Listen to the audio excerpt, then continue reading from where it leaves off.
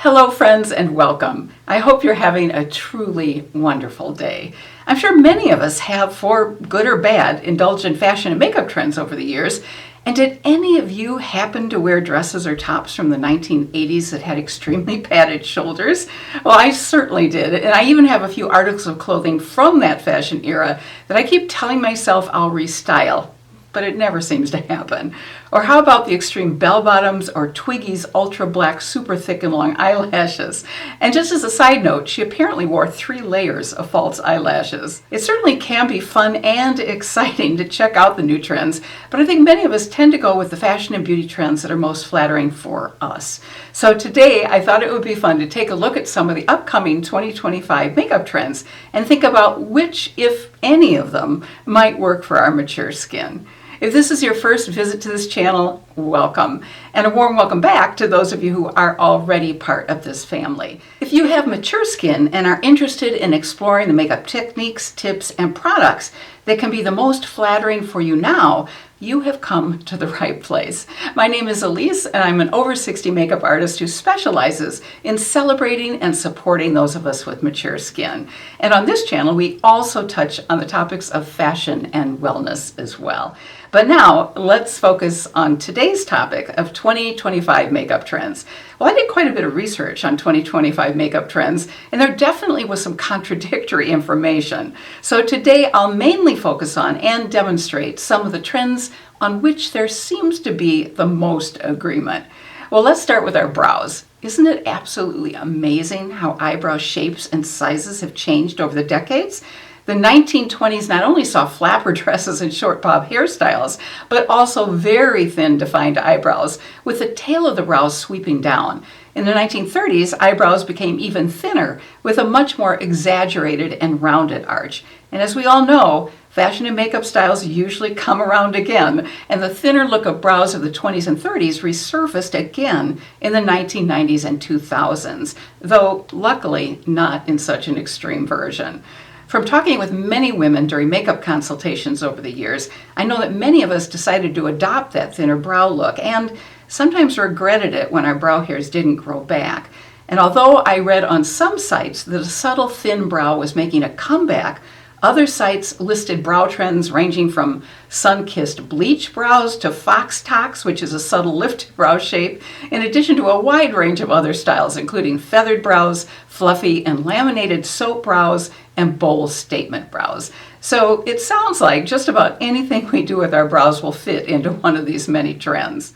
There does seem to be some consensus about eye makeup trends. It looks like there will be a strong shift away from more natural eye makeup to 80s glam eye makeup. But there's a definite range of thought about what that glam eye look will specifically look like. I saw everything mentioned from pearly frosted eyeshadow textures to smoky, metallic, or even shimmery eyes. However, since the one and done shimmery wet eye look was mentioned often as a quick and easy way to create a glam look, I'm going to go ahead and create that look on one of my eyes today.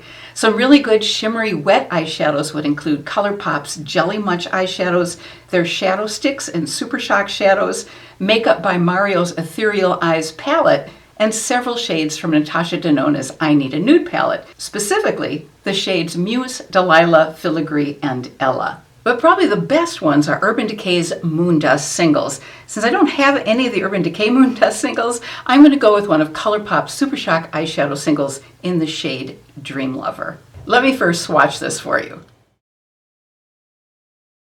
And let me show you a couple of the other colors, which are absolutely gorgeous.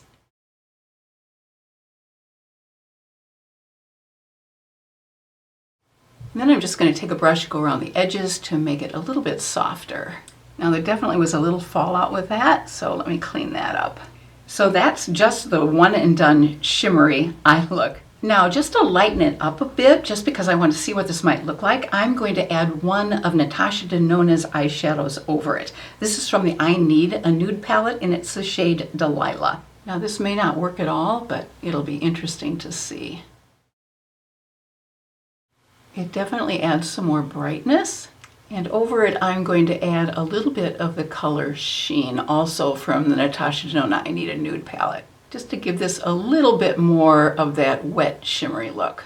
And here's another one and done shimmery wet eyeshadow look using the shade Mia. Although it's a really pretty color, I don't think I would be particularly comfortable wearing this kind of eye look. But that's just my personal reaction. It may be just the perfect thing for you. On my other eye, I'm going to go with a metallic look. I'll use a neutral shade from my NYX Ultimate Jean Baby palette in my crease, and then on my lids, I'll combine two colors from Makeup by Mario's Master Metals palette. I'm going to use two neutral brown shades from the top and second to the top row first for my crease.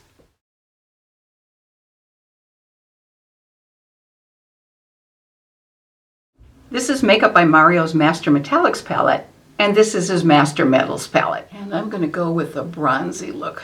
I'm going to go with a lighter bronze shade toward the inner part of my eye, and on the outer part I'm going to use a slightly deeper, brighter shade.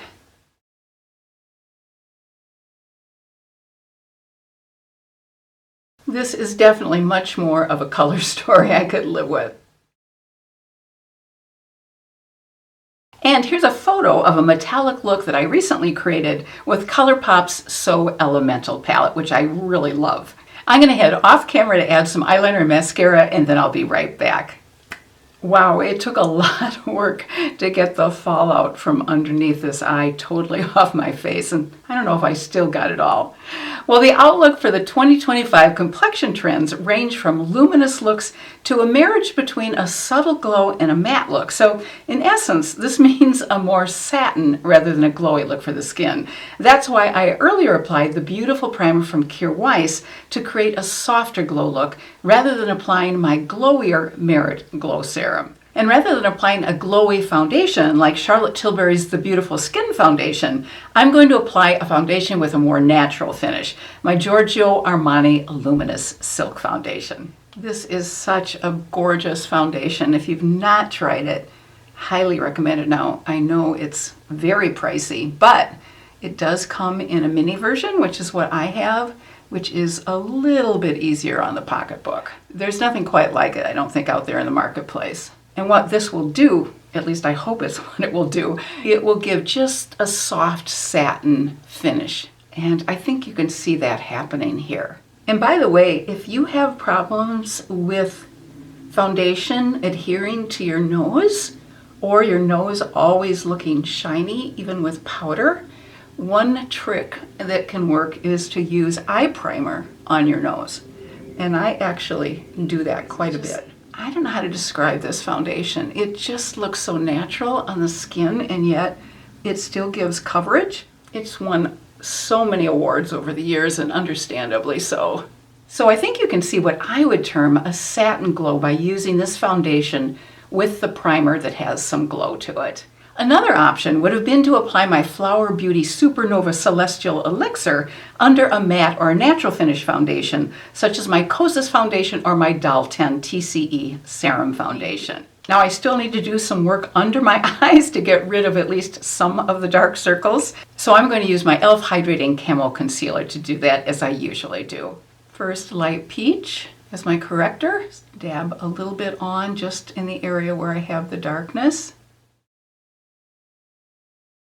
And then as I dab on the concealer over it, which is in Fair Beige, which is a slightly lighter color than I use on the rest of my face, I'm going to make sure that I look up. That will help it get into all the little creases. You're really stretching your skin a bit, which is what helps. And when I tap in the powder to prevent creasing, I'm going to do the very same thing. If I wanted to go with a different complexion trend that's been mentioned quite a bit, I could create a frosty or pearly complexion look by adding any one of these types of products. My Flower Beauty Day Glow Highlighting Glaze as a highlighter, ColourPop Super Shock Cheek Shade in Flexitarian, or Rare Beauty's highlighter shade in Lighten. Let me go ahead and swatch each of these for you so you can take a look at the frosty pearly look that each of them creates. On top is the Flower Beauty product, underneath it is the ColourPop, and then at the very bottom is the Rare Beauty Enlighten. I don't know how well this is coming across, but the ColourPop and the Rare Beauty product have far more glow and more of a pearly look to them. I'm going to apply the ColourPop highlighter on one side and the Rare Beauty one on the other side, and we'll take a look and see what we think. I'm not sure how much a brush is going to do for this. It's coming across a little bit, but let me use my finger. I think we'll get far more payoff, yeah.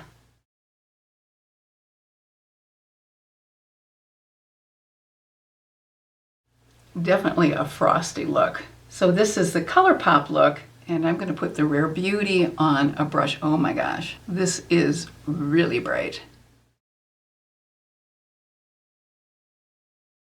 Can you see the difference? Yeah, the Rare Beauty is far brighter than the other one. Before we focus on blush, I hope you'll give this video a thumbs up if you're enjoying it, and also subscribe if you haven't already done so. Doing these two things is a wonderful way to help my channel, which I would so greatly appreciate.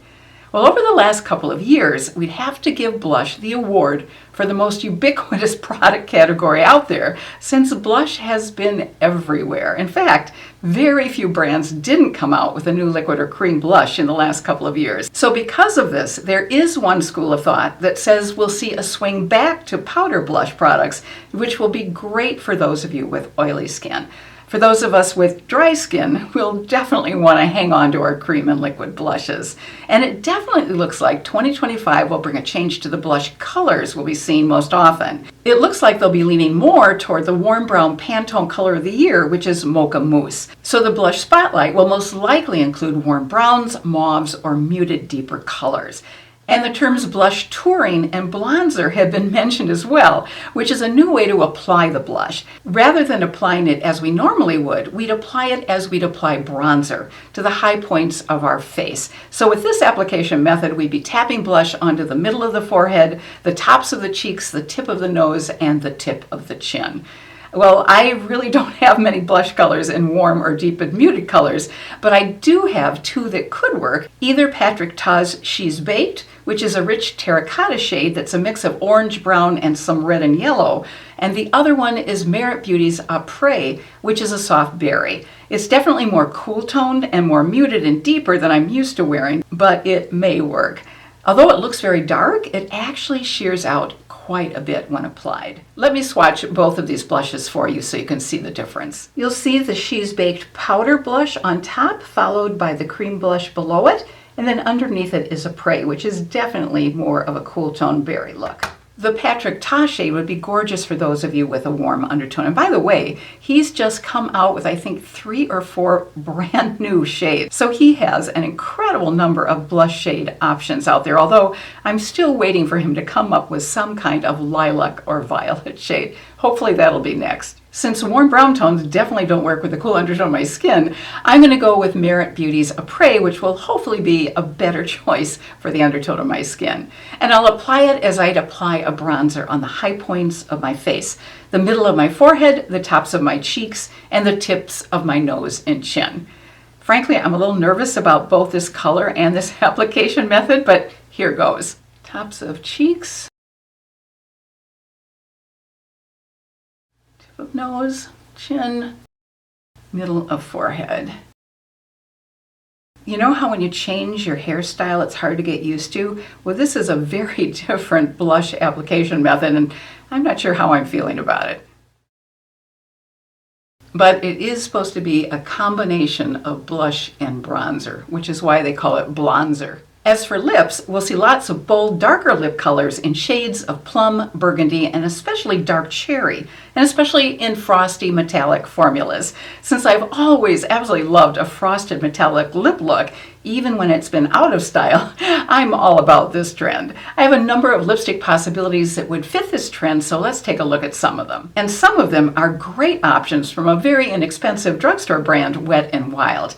2 lighter frosted Wet n Wild shades, Pink Ice and Light Berry Frost, could be mixed with a deeper beautiful shade called Just Garnet. Let me go ahead and swatch these for you. On top is Light Berry Frost, then Pink Ice underneath it, followed underneath it by Just Garnet. And now let me go ahead and combine a few of these and let's see what we get. Now I just added some Just Garnet to each of the lighter pink shades, and you can see we have sort of a medium pink frost that's developed. Wet n Wild also has a beautiful Cherry Frost shade, which I'll also swatch. This is Cherry Frost.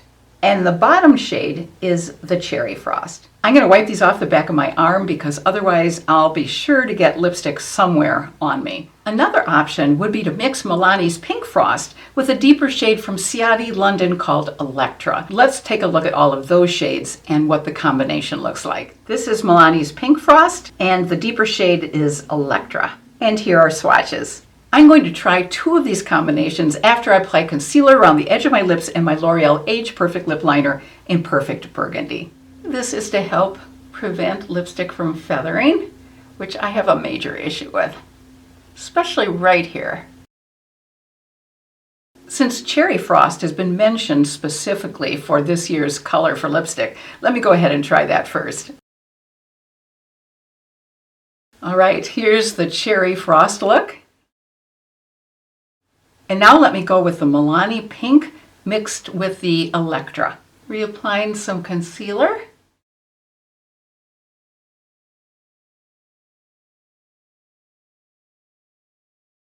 Well, I definitely think the award for the frostiest shade would be this Milani color. Now we'll mix it with the Ciati London Electra.